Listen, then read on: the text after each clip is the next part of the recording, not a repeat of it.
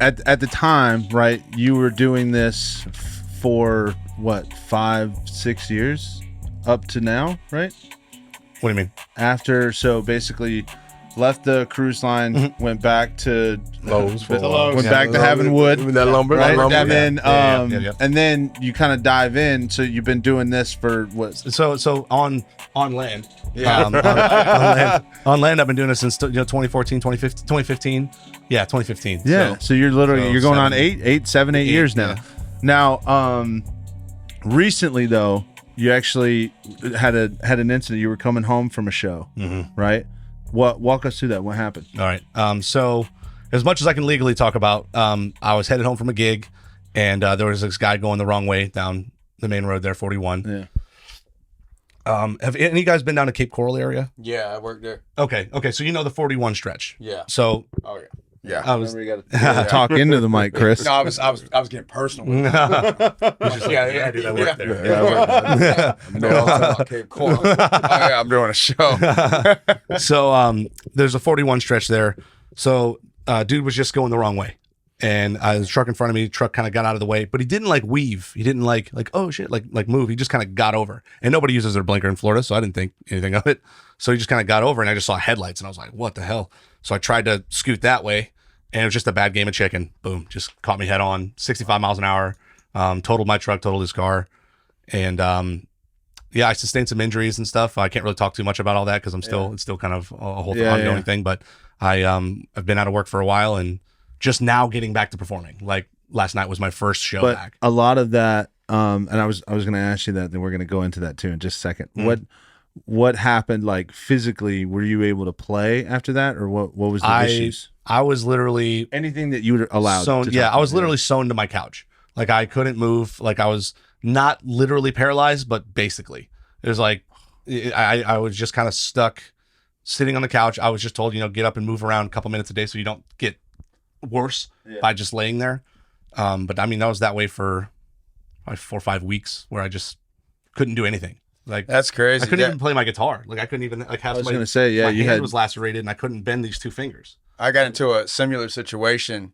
Damn near, I was driving down 41, going in Cape Coral, and I noticed this big ass box truck coming in the same direction. And I didn't think about it, I'm like, I wasn't really paying attention. I'm like, oh, there's the box truck. Oh shit, and notice there's 2 cops chasing him. He's going in the opposite direction. I was like, dude, that shit was crazy. Man. Cape Coral's bad for driving. Just don't drive down 41. That's all. So like, dude, you're kind of, you're living your dream. You're doing the thing that you absolutely love, and all of a sudden this thing happens, and they basically say you got to stop. Like, what's your thought process as you're sitting? Like, it was like I understood and it made sense. For a short, maybe like a day or two, I was in like a depressed mode. I was like, man, this really sucks. Like I've been doing this and haven't had this type of time off before where I can't even practice. Like I can't do anything. So I was like kind of not sure what was going to happen. So that made me a little depressed. But then the moment I talked to my physical therapist, my first question was like, what am I allowed to do that won't break me? Like, what's my limit? Like, give me an actual limit of things I can do per day. And my focus was only get back as soon as possible. Yeah. Like, what can I do? And when can I go back safely? Like, what can I do to max out my potential of coming back? And when I do go back, like, what level can I be at where I'm not like still gimpy and still messed up and can't even open like my toolbox you can't lift my toolbox to take it to the site to play. Yeah. So it was a mixture of, just kind of like bummed out and then anxious to figure it all out. Like, when can I get back? Yeah. So say you're like a couple weeks into it, does it ever hit you like in those moments sometimes where shit just starts to become overwhelming? Like, how did you handle those particular moments? Because I know for a fact, like we've already discussed, I'm not a musician, but I can already tell because in case you guys didn't know, we're shooting in his studio. This is literally like your life. Like you get up, you have coffee. Some people will go and they're like, all right, let me get dressed. I go to work. I do this. I do that. You have coffee. You come in here to your life. Yep. And this is what you do all day. Yep. And all of a sudden they're like, no, So like when you're having those moments where shit's building up, like how did you handle those particular moments when you feel like, fuck, this is never going to end? Yeah, honestly, so I'm gonna get real deep with you guys for a sec. So when the accident happened, the moment that we both turned the same way, and I saw him turn with me, like the car go this way, I genuinely thought, I'm done. Like I'm gonna die. Like I was going so fast. I was like, there's no way I'm making this. So when he hit me and I spun out and stopped and was like, holy shit, I'm alive. Yeah. I started assessing, wiggling my toes, wiggling my legs. Like, oh my God, I'm not paralyzed. Like I can feel everything. Like my hand hurts, my back hurts. I'm okay. And all that came through my mind when I was sitting in here, third, fourth week, into it, being like, God, I hate that I can't do anything. What kept just rushing to the front of my head is like, dude, I made it. Like I'm alive. I'll be okay eventually. But like, it was emotional in a good way because I never, like, in that moment I thought it was over, and I just kind of accepted it. I was just kind of like, all right, like this is it.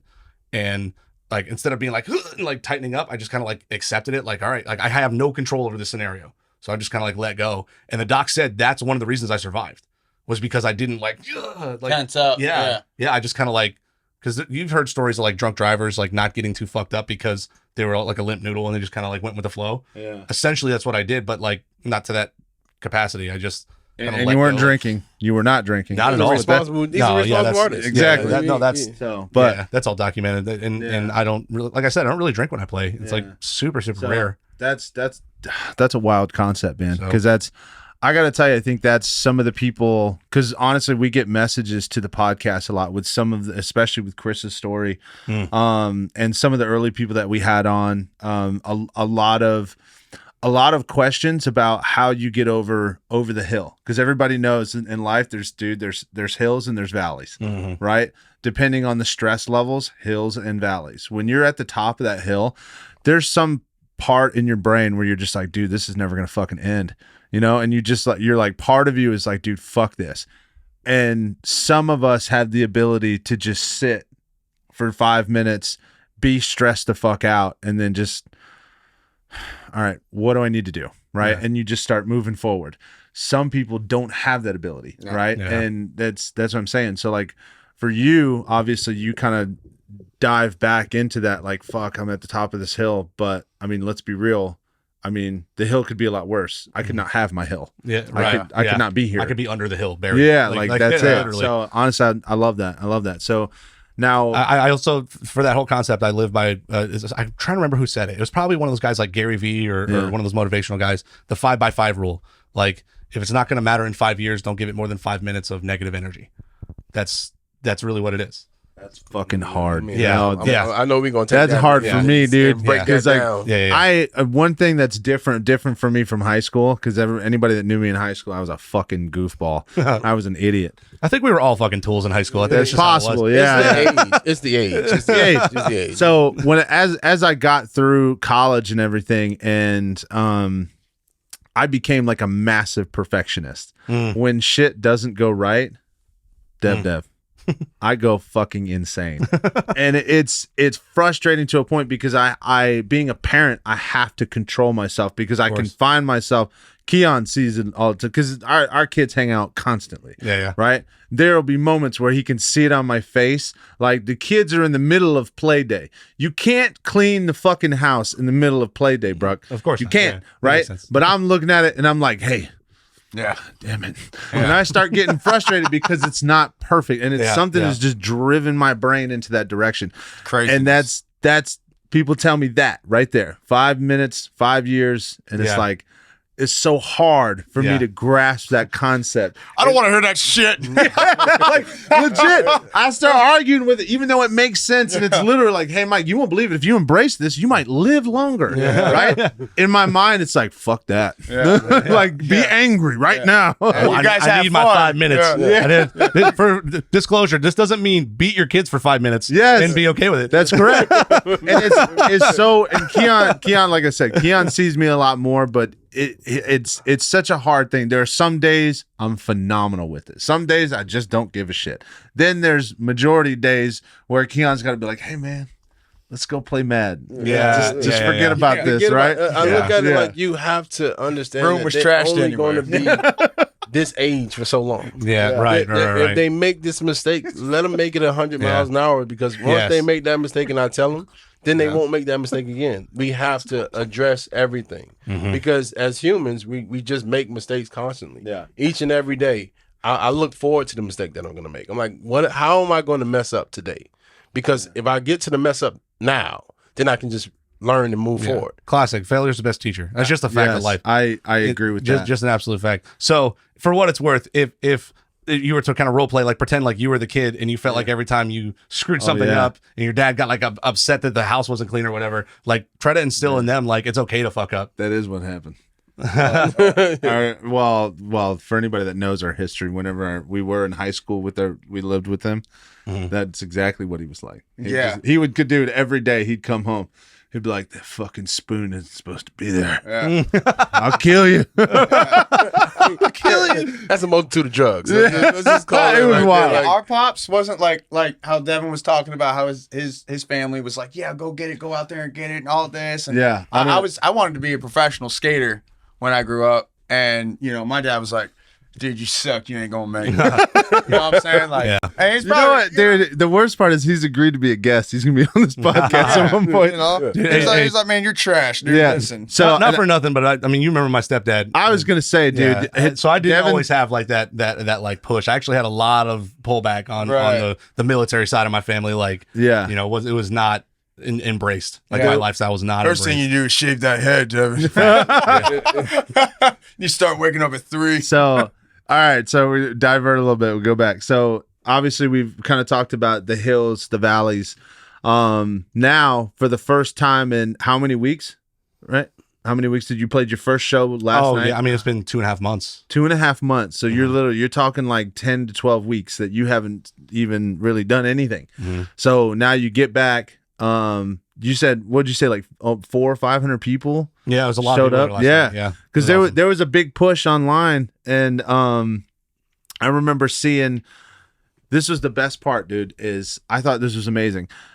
There were usually artists will post up stuff like, "Hey, da da da, this happened," or this and that. Like the venues that he played through gatherings for him without asking him to be involved with any of that stuff. They were like, hey man, that was unreal. That was like, that was amazing. That was actually to kind of dance back to that question with that information.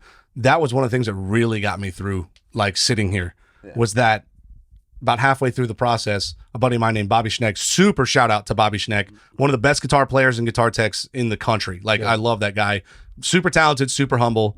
Bobby's the man. Him and Rob Viola as well. They have a band called Sonica. So they Bobby pitched this idea to the GM of Pop Sunset Grill, the place that I play, and he said, "Hey, Dev does stuff for us. Maybe we should throw a benefit." And they all put this whole thing together and then texted me and said, "Hey, man, we're putting out a benefit for you." And dude, you want to talk about emotional? I was in my attorney's office, like hiring him, right?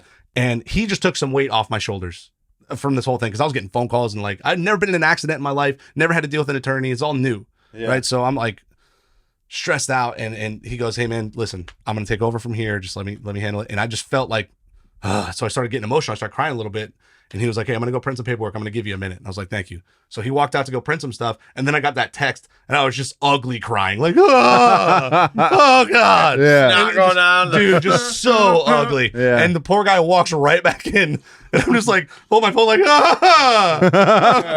He's like, "Well, what happened?" And I'm like, "I have such good friends. I love everybody loves me." I was like, my friends are so nice. Oh, that's fantastic. So, dude, that's awesome, and I loved seeing that. And I was actually really upset because we had Ash and I and the kids, we couldn't make it. And I think we had literally texted. Oh yeah, you said you were gonna try to make it out, but I don't think you were able to. No, I ended up going. Did you go in the evening? Yeah, I ended up. So I had PT during the day and a meeting. And then I ended up going. I had to be in a wheelchair because I couldn't walk. Yeah, Stu, we had some other stuff that we had to do, and I was like, "Hey, Ash, I don't care what happens if he goes. Like, we're canceling that, and I want to go." Oh man! And I think it was like we found out later on that you actually went, so I was kind of frustrated about that. But digress. So move forward now. Last night, first show back. Like you're getting in the car to head to this venue. Like, what's going through your mind, dude? How are you feeling? So, I'm back. Yeah. So I do multiple things, right? Last night I actually played drums, and it was with my dad's a bass player. My dad and I play in a band together. Okay. And so that was just hype for me. That was all excitement. It was like, man, my first show back in a long time. I get to do my favorite thing, which is play drums, and I get to do it with my dad and some of my really good friends. And normally this venue right up the road here, it's called Twisted Fork. Shout out Twisted Fork. Great venue. Has a lot of national bands come through. We got to play on their huge, awesome stage. It was a beautiful night out. Like everything just seemed to fit. Everything was like really great. So I was just all hyped all day. Like I didn't need anything other than the moment.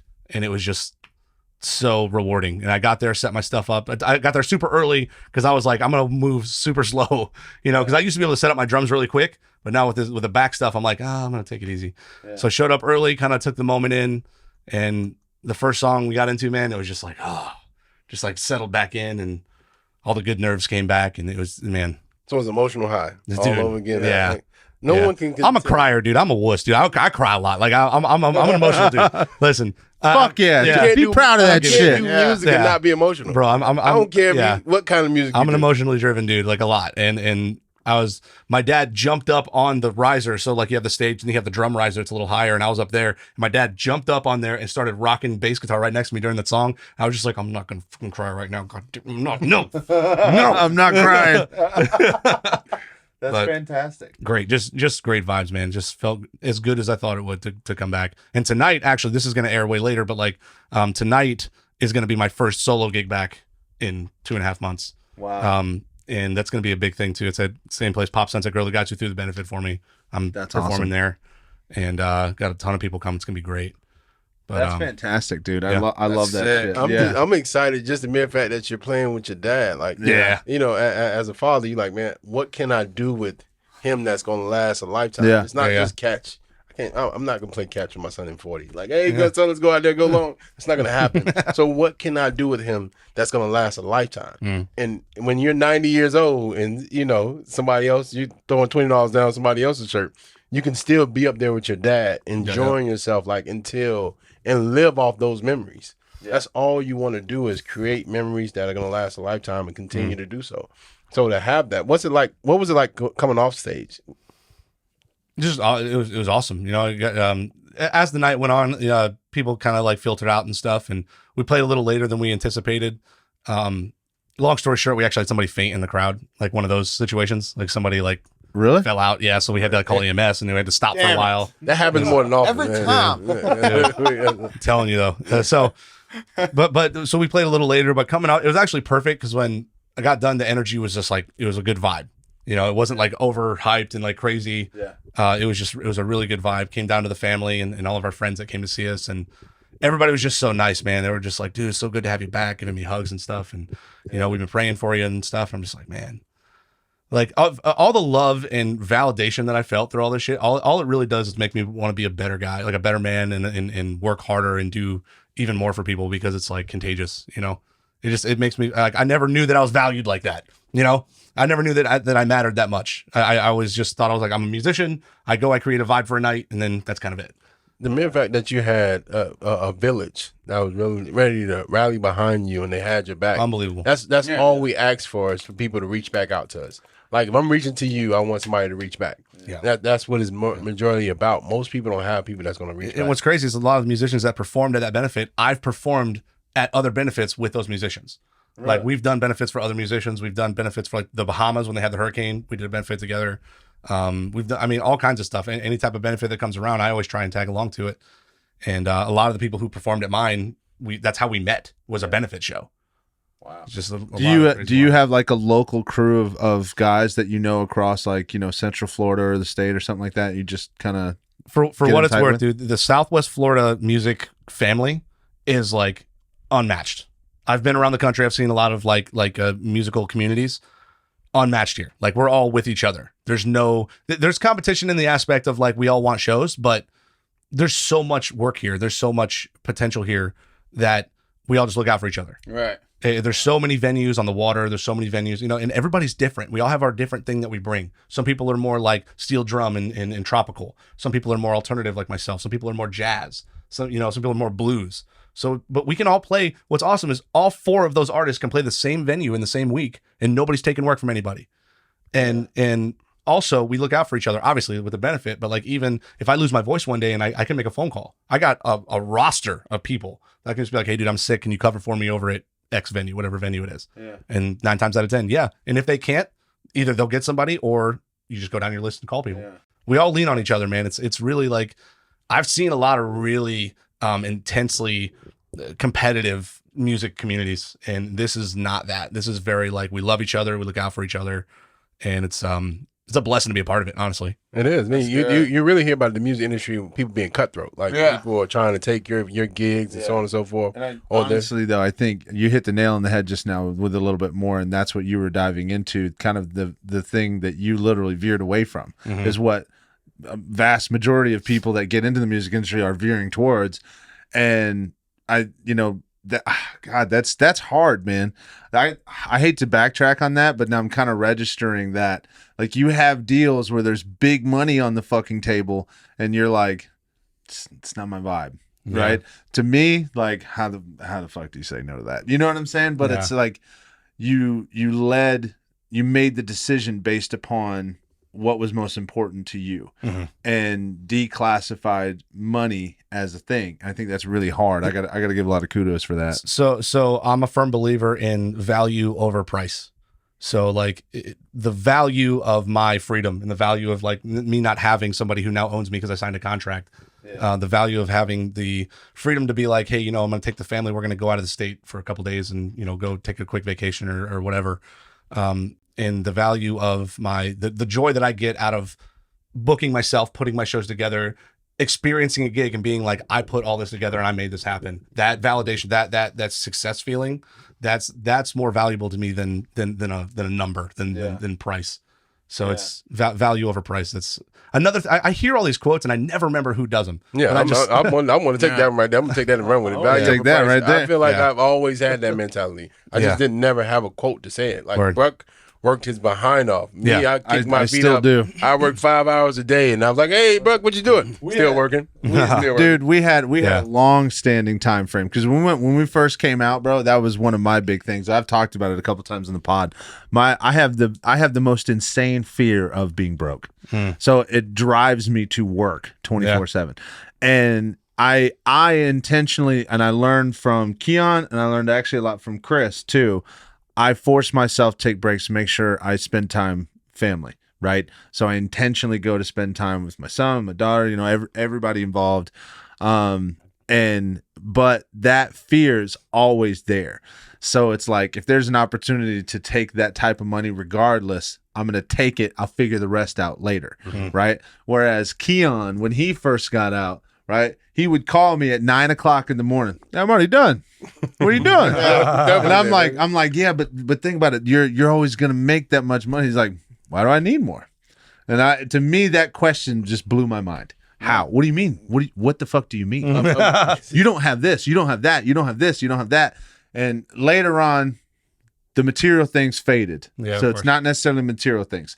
It's more about what the legacy for the kids and that type of perfect thing. Example of value over price. Like perfect example. See, exactly. So, and still though, I think that he still embodies that way better than I do because we actually do the same thing now. Yeah, we have the same job. Yeah, and he'll, you know what I'm saying? He's like, oh yeah, no. He works his ass off. He does, but when Keon time comes, like, oh, I'm gonna take Keon time. But the difference is, I have that inner artist. No, I'm just saying, but I have that inner artist in me as well. Like I told you just before we started the show.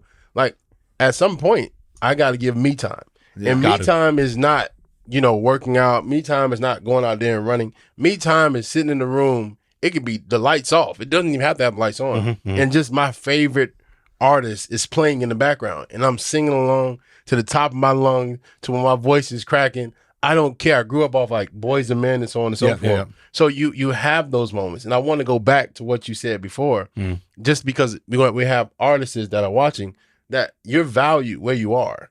So you don't have to go to Nashville or Atlanta or all these places where people are doing music. There's value where you are. Yeah. And you would hate to say this, but most people believe that you have to go somewhere. and have a certain group of people to see you Yeah. in order to really have value. If that's your goal, do your thing. You know, if that's what you want, like I'm not trying to do the whole like millions of followers thing. It's not like my goal. Yeah. I don't really want that. I just like the idea of being an artist, and that's like what I'm known for, and being comfortable. And that's pretty much it. You're painting your own picture. So it's one of Sorry those about that. If you guys heard that, I'm sorry about the notification. Avery's trying to get into her Nintendo Switch right now. She's trying to do some shit she's not supposed to. She put the incorrect PIN number in twice now. Oh, okay. I'm getting ready to turn that bitch off. Send right it. now. It's all right. Parenting never stop. We interrupt this episode to bring you Joe's Backyard Barbecue, a delicious, amazing, gourmet type backyard barbecue meal with the most amazing service and the most amazing person that you can have at the helm, cooking those amazing ribs, the amazing brisket, and all the wonderful spices and barbecue sauce that you can imagine. So if you're in the Lake Worth, Florida area, make sure you go and see your boy Joe at Joe's Backyard Barbecue. And now back to the episode. So what would you say is next? Obviously, we went over kind of a little bit of a short-term goal is you want to have a Christmas album, right? You know, a few things in the next year, but what do you want, say, 10, 15, 20 years from now? What would be your ultimate goal? Obviously, money's not the number one thing for you. Right. So if you felt like in 20 years, I would consider myself the most successful Deven Starr ever if these things. So though money isn't the most important thing, I'm a firm believer that if you do something wholeheartedly and do it well, you can sell it. Yeah. Like whatever it is. People buy anything. So really especially these days, you know, for Christ's sake. But so for me, big picture is because I know I'm aware that in, 20, 30 years, whatever, I won't be able to be doing solo stuff as much as I am now. I've been averaging like 25 shows a month, and now I'm pulling it down after the accident and stuff and kind of slowing down. But I know that, in 20 years or so, I won't be able to do stuff like that. So my ultimate goal is to be an engineer. That's why I'm going to Full Sail. I want to be an engineer. I want to score for movies and TV shows and commercials, and even like doing jingles is fun. Like any form of work from the house. Like I really want to be able to do production in multiple aspects. But then also I like recording, and I like I'll still like performing. And as long as my body will let me, I will perform. As long as I'm physically capable, whether it's here, whatever, as long as I'm capable, it'll happen. Into my 80s, I don't care. Like I just know it. That's just how I'm wired that way. Like if I'm 85 years old and I can still play a guitar and I can't sing, I'm gonna go play a guitar. That's awesome. I tell everyone, I don't know what interview I was watching, but real successful people never stop working. And that's the people want to just say, hey, I want to work so hard for a certain period of time, and then they just stop. Yeah. And to me, I never see a world where I just don't work. It's just like you got to be obsessed, man. I'm a huge Kobe fan, have been since I was a kid, and that Mamba mentality thing, like that's so true to form. Yeah. Like if you love something and you're obsessed with it, like you just do it forever. Yeah. See, and that's the other part. I think people would change that. Like you said, truly successful people don't stop. It's the truly happy people. Truly happy people don't stop. Mm-hmm. I think happiness, but happiness varies. It comes and goes. Joy. That's the word. That's actually a great comparison. I heard this. I can't remember where I heard it. I didn't say this for the first time. Someone else did. Joy is something that you maintain for long periods of time. Happiness is single moments when you achieve something or when something good happens, or like when you're getting down. Like I'm happy about this, but joy is something. Joy is something that you maintain through the longevity of your life. I think if you are getting down. Jesus. Go ahead. What is the getting down? What is that? It's when you're getting your back scratched. Yeah, getting your back by your brother. I just got down earlier. Yeah. Oh, no. You guys are dirty. I'm just throwing it out there. You guys are filthy. Straight down. Filthy. So as we dove into that, and I was really trying to make a big splash here. And you were. You made a big splash. Yeah, you fucked it up. you wrote Thanks, man. Really appreciate it. It's all right. That's fantastic, man. Dude, I love that shit. So... Wow, that's fantastic. I love it. I'm not gonna lie, dude. I'm kind of juiced up a little bit right I am too. To the mere fact that you said I want to do this some 80. That's what my goal is in life. I want to find something that I want to do for the rest of my life. And I find the ultimate joy behind it. Whether it makes me money or not, it is irrelevant because we all have an end date. We have no control over it. Exactly. So if I can find that I can do this for the rest of my life, whether it be this right here, where we're just sitting down in front of a camera and being ourselves, as long as I find joy and no one can take that away from me, whether you have a good show or a bad show, I did what I wanted to do. That's badass. That's all that matters to me. If I could be an artist tomorrow, I would be. But I feel like I'll be too afraid of other people's emotion towards it. Remember you were talking about earlier the feeling you had when you were a kid and you were like on stage doing the singing thing and you were like, love that? I would say channel that. I would say channel that vibe. You know, like remind yourself that you've been in front of a crowd, even if you were a kid, and you loved it, and the crowd loved it. Like it just that childlike joy doesn't come. No, what he meant to say was, and I hate to do this, but I'm going to call it out. Go ahead. Like exactly like the wedding singer. Remember, give me time. You suck. Yeah, I mean that's what it. That's what Kanye's afraid of. When you do that, please let me know when and where, because I'm gonna be there. Yeah, and I'm gonna have me some fun. I'm not saying go to karaoke, have a bunch of shots, and jump up and expect to be a rock star. But what I'm saying is, whatever it is that you're trying to do, like just use that mentality of that kid. You know, I like, mean, a little more fearless. You know, this generation we have a lot more. I want to say internet gangsters or people that just say, dude, they're called gangbangers. Yeah, they're called internet gangbangers. The Twitter fingers. It's always Twitter somebody fingers. that has an opinion. yeah. No, that's I actually didn't ask great. for. That's actually fucking phenomenal point because honestly, we recently did. I don't know if you saw the last one we did with a guy named Matt Wilson, and on the show, very very important to say. And before I dive into that, Matt was training for a professional bodybuilding like competition. Yeah. And we identified all this stuff in there. He was on PEDs at the time. He is the type of person that if he's not training for it, he's not going to be on it, right? But he learned very quickly getting into that profession and being a bodybuilder. What did he say? He said his first show he went out, he was drug-free and all clean. And won. Right? Yeah. He went out there for his second and third show back out to California, and he said he saw fucking giants. Literally, he said, "Who the fuck are you?" Like, it was a unique type thing, but the Twitter finger people on the internet, bro, they had all kinds of shit to say in our comments. They were talking mad shit. Now, mind you, I mean, keep it coming. Because the more you guys comment and talk shit to us, it's great because that our videos went through the fucking roof. Engagement. Yeah, engagement, baby. There was literally one guy that said commented on us. He said, "Who the fuck would listen to this shit?" I literally sent him that half fucking salute face. I said, "Thanks, Chief." Yeah. Right? Like several of those videos, 50,000 views. And legit, and majority get like 5,000 likes or something like that. Like they're blowing up. Yeah. Just negative people have something to say, but the positive effect from it. So whenever I see it, like honestly, I'm embracing it. I fucking love it. Yeah. Whenever it gets shown to me, but it amazes me how people in today's world, and I know people have talked about it before. If you've never done anything with your life and you just like feel the need to talk shit about somebody who's making decisions, they're moving forward with something they're passionate about or whatever, or yell from the back of the bar or the venue that you're at, "You suck." Like, why? You know what I mean? Like, especially on the internet, it's like, why? It doesn't make sense to me. But the difference is always going to be somebody that has a problem with. Bring it back to the old days. It's just inevitable. Yeah. It's inevitable, dude. It's like the rain. Like, yeah, you could sit here and go, "Why is it raining?" All you want, but it's gonna rain. Yeah, exactly. It just that stuff baffled me. And now in today's mindset, and I think everybody knows on here that I really don't give a fuck what people think about me. Yeah, right. I'm just saying, but yeah. it's people always have an opinion about someone that's trying. Yes, Like exactly. if I'm trying, they have a comment or something to say about it. Like, it's people that are working and it's people that aren't working. Yeah, I'm going to always be the person that's working. So if you're going to have an opinion,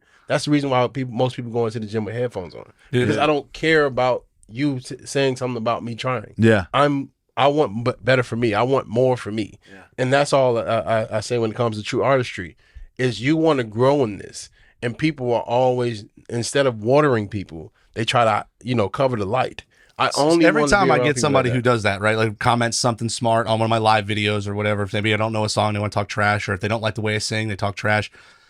Every time I do that, I try to rewire my brain to be like, if they're talking that much trash, I must be doing something right, because you can't do anything good without haters. It's just how it is.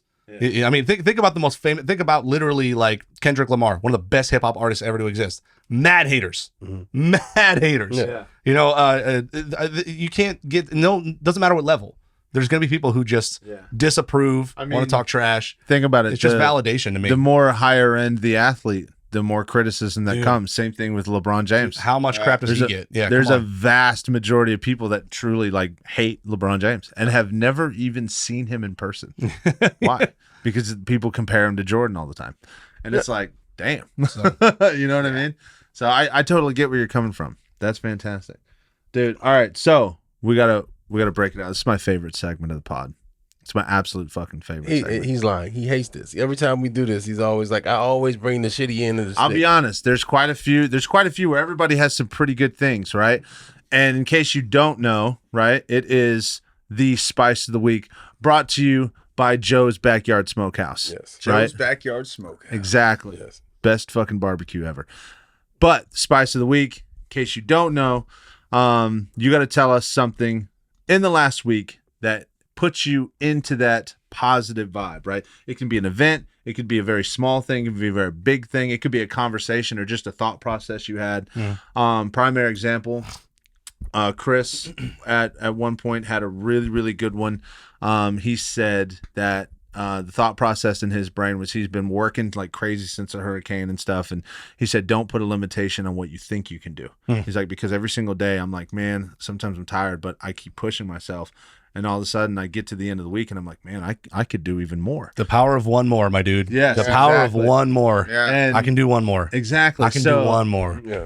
It's like that one, and then you have the other side of the ones where sometimes you get up and you have a bowl of cereal, and it just fucking makes the rest of the week seem like it's just a miracle come true, right? Yeah. And that was mine one week, and everyone else made me look like Mike's shit. like, I ate the last of Lucky Charms and watched my daughter cry. It was amazing. Very, very confident it was Lucky Charms that week. Amazing. Very confident. That's crazy. So.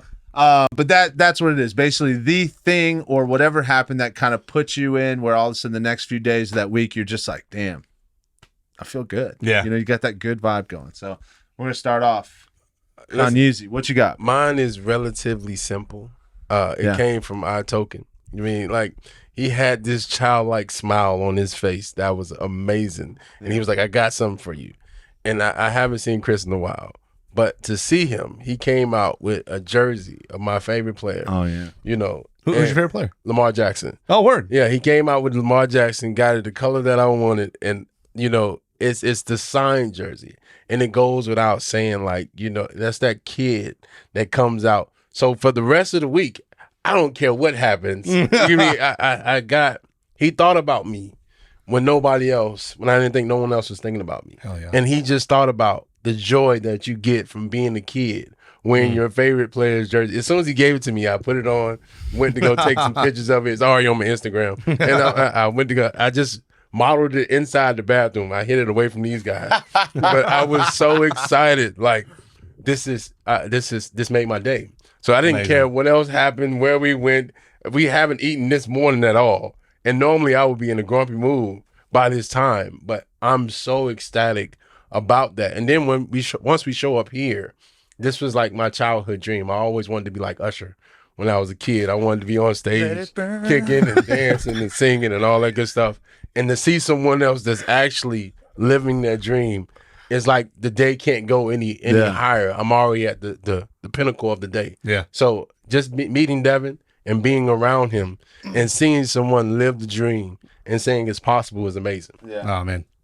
He's got those vibes too, right? Yeah, that's my vibe is there. My vibe is there. It's funny, dude. He's been like that. What the fuck? Chris, the second time. I'm finna cuss him out. And it happened during Spice of the Week. Yes. Lee.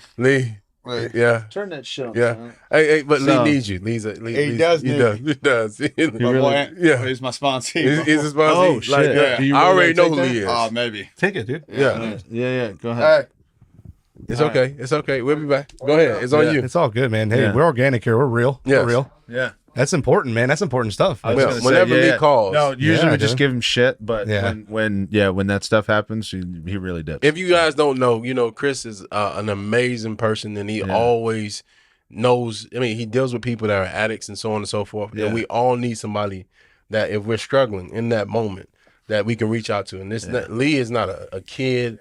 He's barely a friend in that aspect of it. But Chris will, at the drop of a dime, answer the phone when Lee needs it. Yeah, legit. He's being the sponsor for Lee. There's certain times where he's literally got to drop what he's doing. He's got to go be there because we all need help. We're gonna say Lee. I think we can say that. It's all right. You don't know his last name. We didn't say his last name, so we're good. But either way, so whenever Lee calls, there's moments and times where Lee may be in trouble and he's thinking about some things he shouldn't be doing, blah blah blah, and that's where Chris comes in and steps in. And to be honest, it's amazing that we got here that Chris is now a sponsor. First time he told me he was going to be a sponsor, I said, "Are you fucking crazy?" Chris went through that process. He went through 6 rehabs. Yeah. We went over a little bit in the first. Mm-hmm. We'll have to actually reshoot that first episode one day just to really get the story, because we were very unorganized at the time. It was our first episode, but at the same time, we had some funny stories and we had some serious parts. But I think if we went a little bit more linear, I watched that part 1 and 2. I was out in the garage working on my guitars, getting them ready for the month and stuff. Yeah. I just threw that up on my phone and just watched it. I was going to say, Deven actually lived through some of that stuff. Yeah. So because not super personally, but I mean, I was around. Yeah. There was a long period of time where we were hanging out quite a bit. So Chris was never sober. So Chris was never sober. Never sober. But we digress. So let us break down. Dev, what is your spice of the week? So I think my number one would be the moment that I got the okay from the doctor and everybody to say, hey, you're good to start performing again. You're after the accident and stuff. Obviously, that's not a common one for me. I feel like in a regular week it would be a way different answer, but because of the circumstances, that's pretty. You want me to go ahead and just put him on the porch? Yeah. Hold on. Hey, Chris, go on the porch. Chris doesn't realize he's getting kicked out. Yeah, hold on.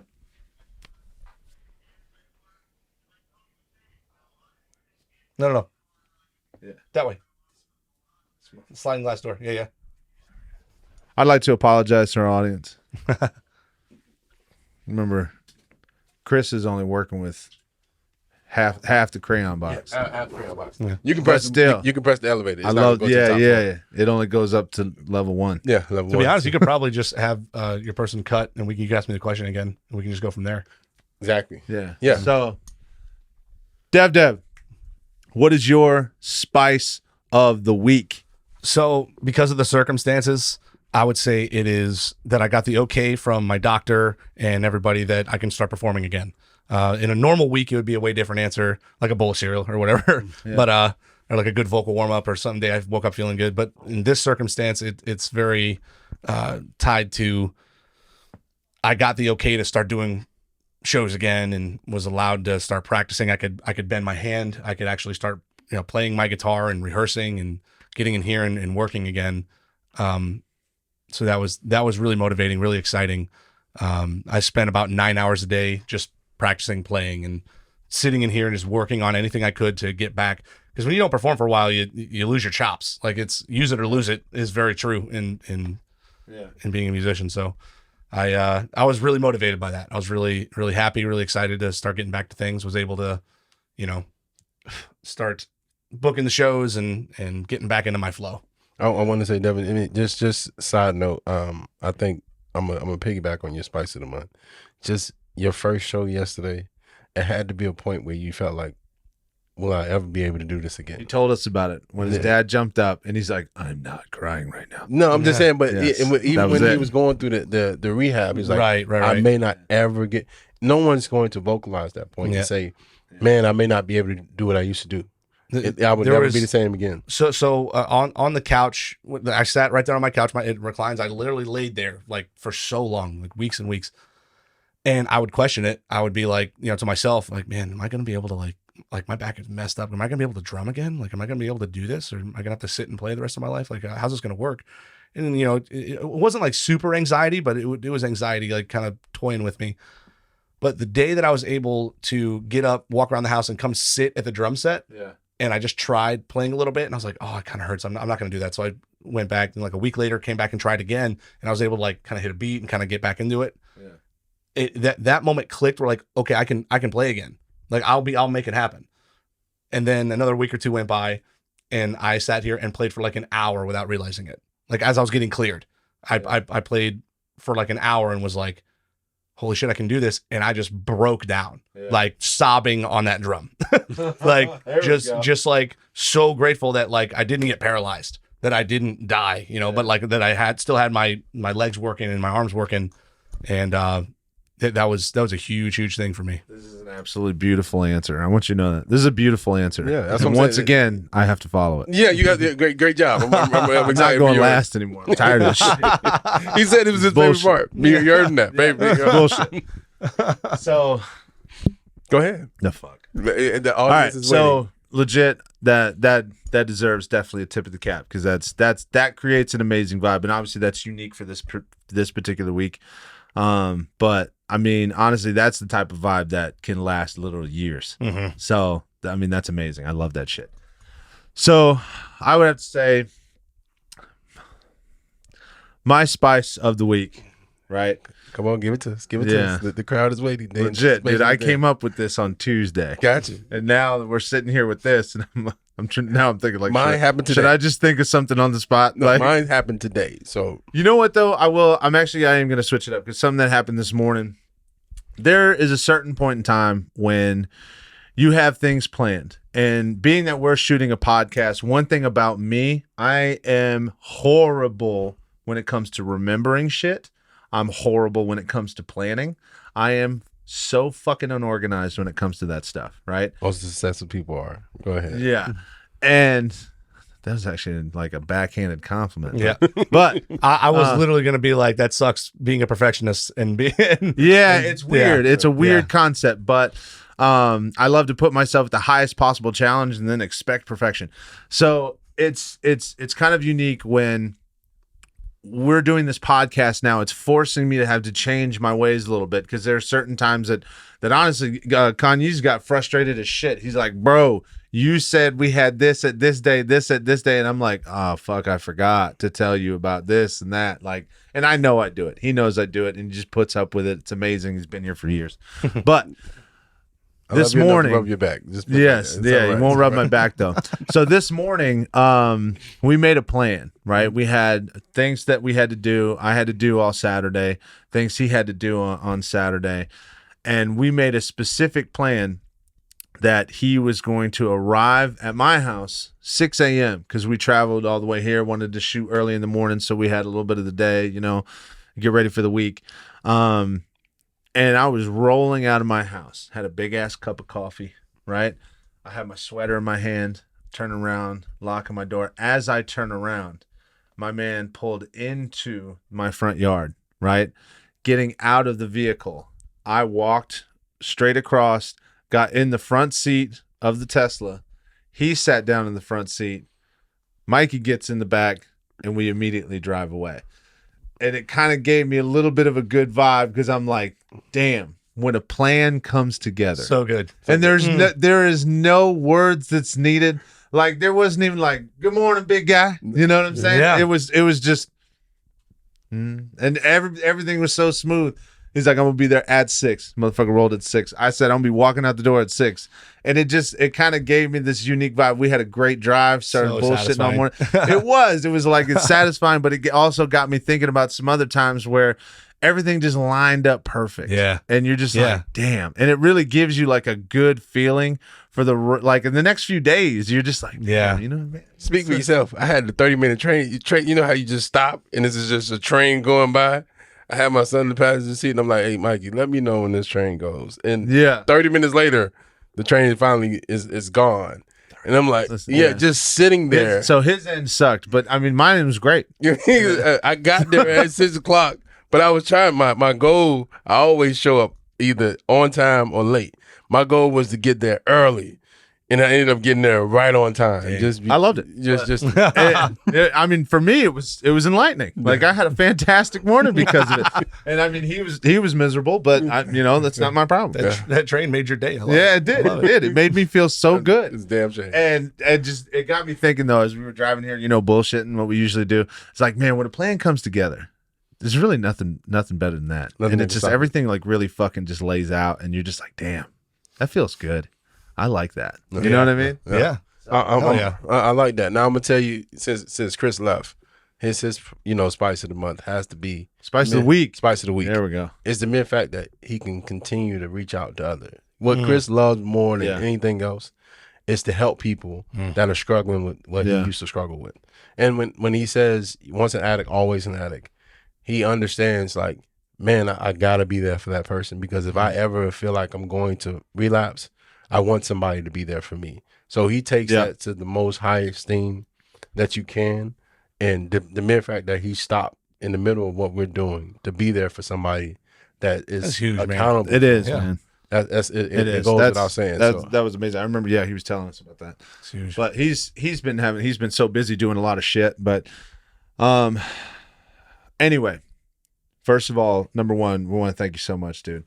Thank you so much, love, man. dude. And love, it's honestly, it's been a blast. Like I love the life adventure that you chose, and I'm not gonna lie. There's pretty much whenever I see him, and he might be able to back me up on this, but whenever I see him on live, because I'm not on social media a ton, but when I see him on live, I hop on there. I always give like the heart.